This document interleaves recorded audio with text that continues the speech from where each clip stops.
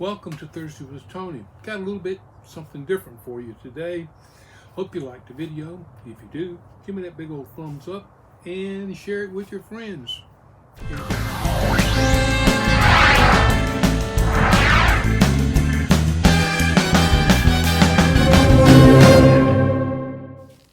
Not so long ago, I told some stories at the Andrew Pinckney Inn in downtown Charleston. It's a lovely little boutique hotel, and I entertained the guests during the wine and cheese hour with my stories of growing up on a farm in the 1950s in South Carolina. In this video, I'd like to share with you one of the stories I told the hotel guests. As many of you know, I grew up in a small town in upstate South Carolina. And the story I'm going to tell you is something that happened at school. You know, I went to a 2-room schoolhouse, and actually it was just 3 rooms, but one room was a lunchroom, so we called it a 2-room schoolhouse. It was the same one my mother had gone to when she was a little girl, but by the time I got there, the 2-story schoolhouse had become a 1-story schoolhouse. Nevertheless, this was in beautiful downtown Bradley, South Carolina, and there were woods all around the school. We're right next to the National Forest, and during recess, we would go out and play in those woods. I mean, this is about maybe 53, something like that, or 54, and, you know, all of our fathers and uncles and whatever had fought in World War II, and, well, maybe we had relatives now that were in the Korean War. So it was a natural thing for boys to play soldier. I guess that's kind of what we graduated to after cowboys and Indians, you know. So we'd go out in the woods and we would build forts and have our lookout posts and things like that. And we would find maybe branches that were kind of, oh boy, it looks just like that would be a pistol, and longer pieces we would try to fashion into rifles and things like that. And sometimes if somebody could smuggle a pocket knife into school, maybe we could carve a piece of scrap lumber that was normally used starter kindling in the potbelly stoves that we had inside. Well, on this particular day, we're out playing. There was 3 or 4 of us boys, and I was one of them. And we had this guy named Buster with us. He was kind of a bully and liked to pick on kids and stuff like that. And we had this little fella, sort of, I guess it might have been called the run of the litter if you were talking about puppies, and his name was Rupert. And Rupert's a little bit smaller than the rest of us. And anyway, Buster used to pick on him a lot. But on this particular day that Rupert found something that he thought he might be the hero of the day. He had found one of these things that, if you remember old cars and know anything about old cars, you know that the headlights used to sit in the cell on the front fender. Well, Rupert had found one of those, and he had put it on his head. And he said it was his helmet. He says, "Look at my helmet, guys. I got a helmet, and none of you guys do." Well, that was true. He did have a helmet. Well, like all good things, that came to an end. And by that, I mean recess ended, and the school bell rang. We had to go back inside. Well, Rupert tried to get his helmet off and leave it for the next time we'd play soldier, but he couldn't get it off. So I said, well, Rupert says, "I can't go into class like that. Miss Lou gonna get me." Really? I said, "Yeah, okay." I said, "Well, I tell you what, Rupert, I'll tell her what's going on and see what she says." So we did, and we went back into class, and we were in our little rows of desks, and Miss Lou was kind of off with me. "Where's Rupert?" "Oh, Miss Liggett, I know where he is. You see, Rupert got this thing hung on his head, and he was ashamed to come into class with it on his head. But he's outside." And she says, "Tony, why don't you go with me outside, and I'll see what I can do." I said, "Yes, ma'am, I will." So we went outside, and Rupert was waiting there by the pump. We had one of these pumps like this because we didn't have indoor plumbing in the school, and we would pump water for the cook, Miss Scott, to cook meals for us and everything. Some of the older boys got to do that, you know. Anyway, Rupert was there, and she said, "Oh my, Rupert, what have you done?" And Rupert says, I just can't get it off, Miss Lincoln, I can't get it off." And she looked at it. She tugged it a little bit, and by the way, Miss Lincoln looked just like she stepped off of the cover of one of those Saturday Evening Post covers of long ago. You know, she had on those clunky looking granny shoes, and you had on a dotted dress. hair smacked in a little bun, had those little bifocals sitting down on her nose, you know, and all that. She's your homemade school teacher, 100%, lived to be 102 years old. Whoa, drove a Model A Ford Cabriolet. Remember it just like it was yesterday. She says, well, I tell you, Tony, why don't you take him over to Mr. Edwards and see if he can do something? I said, yes, ma'am, I will. And so Mr. Edwards, who happened to be my great uncle, he was just about a quarter of a mile from the school there. He had a shop. He'd been a mechanic all his life. I called him Uncle Neil, but my mother called him Uncle Bocce. And the reason she called him Bocce is because one time her sewing machine had one of those pedal jobs, you know, had one of those sewing machines and it skipped a stitch. And he said, everybody said, you know, Neil Edwards could fix anything. So she said, sewing machine over there with him, and he kept it and kept it and kept it, and Mama finally got it back. It wasn't any better than it was. So from then on, actually it would skip 3 stitches rather than just one. And from then on, she called him Uncle Bocce.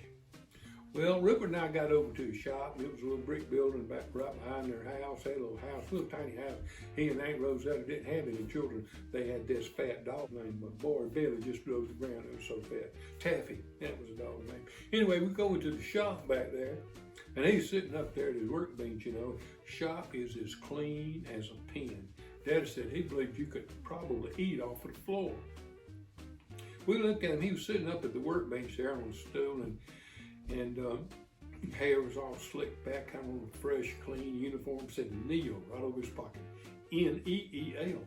What I think it was is when they put that label on there, they lost that dot on that I, and they had his name misspelled. I think it was. Anyway, he was sitting there, he got a little pudgy, you know, he's only 70 years old by then. Hair was all slicked back, bifocals on, sitting there with smooth shaven, sitting there reading the latest issue of Papa Mechanics magazine.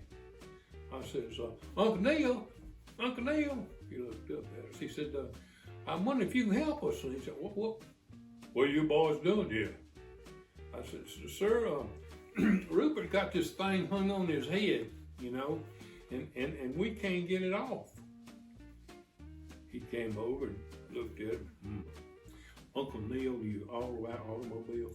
He had a 40 Chevrolet Coupe sitting out back, black, shiny as new money. I bet you it didn't look that good when it left the assembly line in Detroit. Well, Tony, you see if you can't get him up on the workbench here, and I'll see if I can't find the proper tool to get that thing off. Yes, sir. Well, Rupert, you climb up here now. Rupert climbed on the stool and got up on the workbench and lay down. Uncle Neil looked over and back on his, he had all his tools hanging on like a pegboard-like thing on the wall there, and had little pictures of all of them so you could know exactly what was missing and where it went. He was really organized. He reached up and got a hacksaw and pulled that thing down. Put his hand on Rupert's chest, put that saw on the paper. Rupert shook a bit. Did it again. Rupert shook a little more. Tony, you're going to have to hold this boy down if you expect me to get this thing off of him. Yes, sir, Uncle Neil. So I grabbed the hold to Rupert and I was trying to hold him down. And Rupert was a wiggling again. Tony, you got to hold him. I might cut the boy. Well, Rupert just wasn't having any of that. He jerked up from there, hopped up, and ran right out the door.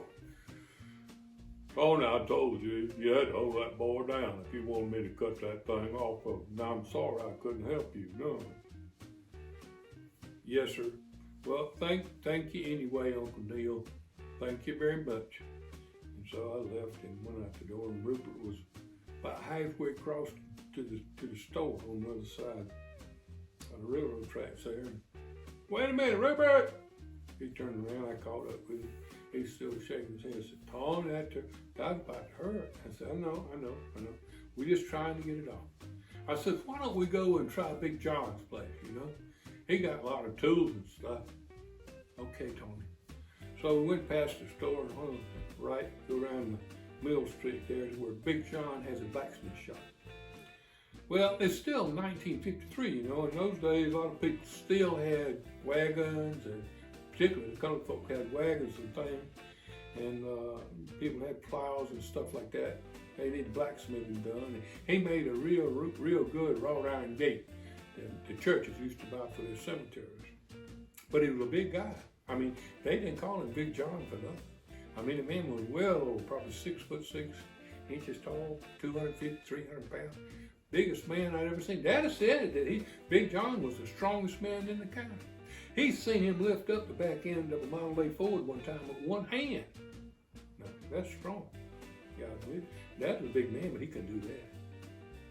Well, we went in, Big John come out from there, some banging in the back, come out, and really he was a big man. I mean, it was like looking up at a giant. And he had on just his bib overalls and some old boots, you know. Had his big arms, you know, got tattoos on him. Had a little bird on one hand.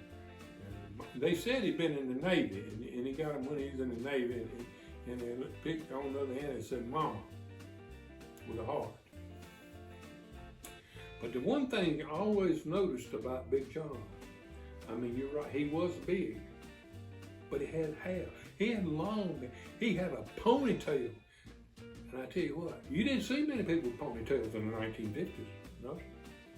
And you didn't make fun of people with ponytails, especially if they was big like Big John. What the hell? What? It's hard to understand him. What do you think I do? Why you boys ain't in school? Mr. John, Rupert got this thing on his head, and we wonder if you could help him get it off. Well, let me take a look at it. Don't know here, boy. He stood up and stooped down, squatted down to get to us. Looked at that. Well, not my help's gonna be in the back to help you. He went to the back. We heard a bunch of banging and carrying on. He come back in a minute, had something like a coffee can with stuff. Come over here, boy. Rupert went over there and reached in his hand, pulled out a gob of black stuff, and scrubbed all the way around in Rupert's head where the helmet was on. I knew right away what it was. It was axle grease. Wiped off on his real overalls. Grabbed hold of it. Moved like it. Every time he moved, Rupert's head would move. It's like that. Boy, this thing I'm gonna be, this thing ain't gonna come off like that. I don't know what to do. But when you get home, don't tell your mama who you got that grease from. She might come up here and whoop me. Yes, sir, Mr. John. Thank you for your help. We will go somewhere else. So, we left Big John's shop, you know. It was down next to the creek by then. Rupert said, Tony, what? We need some magic trick or something to get this thing off. I said, Rupert, I don't know any magic. Or magic tricks or magicians. Hey, I got an idea. You know, old Mary tells fortunes and stuff. That's kind of like magic, you know. She might know some tricks to do it, get it off. All right, Tony, let's go. So we go a little bit further. It's a beautiful spring day, you know. A lot like this. Flowers blooming, the birds are chirping and all that stuff. And it's really good not to be in the classroom. But we got to get this thing off Rupert's head. Got down to old Mary's little house, and there she was right next to the creek. A little tiny house, and she's it's all, you know, weathered to weathered woods. It hadn't been painted except the corners of the house. It had bright blue stripes on them. Rupert said, Tony, why she got that bright blue corners on her house? I said, Rupert, I asked my daddy about that, and he said she was trying to keep Hanks away. Hanks? Yeah, Hanks, you know, that gets you in the night. But Dad says we don't have to have the blue paint. We ain't scared of no Hanks. Oh, okay. So we walked right up there, and there she's sitting on the front porch in a rocking chair, rocking back and forth, you know. She must be 700 years old. She got a red bandana wrapped all around her head and hair sticking out, and sparkles in the sun like steel wool. Had a big smile on her face. You could see one tooth was missing out of and a twinkle in her eye. She was about the color of Grandma's coffee after she put 3 creams in it, you know. Well, what you boys doing around here? Ain't you supposed to be in the schoolhouse? Yeah, Miss Mary, we are, but we got a big problem. Rupert got this thing stuck on his head, and he can't get it off, and we thought maybe you could help us get it off. Well, I might be able to. you can come on inside. So we went inside, little bitty house, little room there, you know, open it up, sun shining through the window. There's a little table there and a chair on the other side of it, and it's got a counter on it, and then there's a nail keg on this side of the table. You sit down on the nail keg over there, Rupert. So he sits there. She lights up the candle. She pulls out a deck of cards and starts dealing cards out. Now, I've seen a deck of cards, but one time, one of those, I think it was Higginbottom boys had brought a deck of cards to school. It has little shovels on it and diamonds on it and hearts and stuff like that, but we don't have cards in our house because we're Baptists. Baptists don't play no cards. But these were different from the ones the Higginbottom boys had. They had skeletons and skulls and witches and things like that on them. And she's starting to go through them. Card there.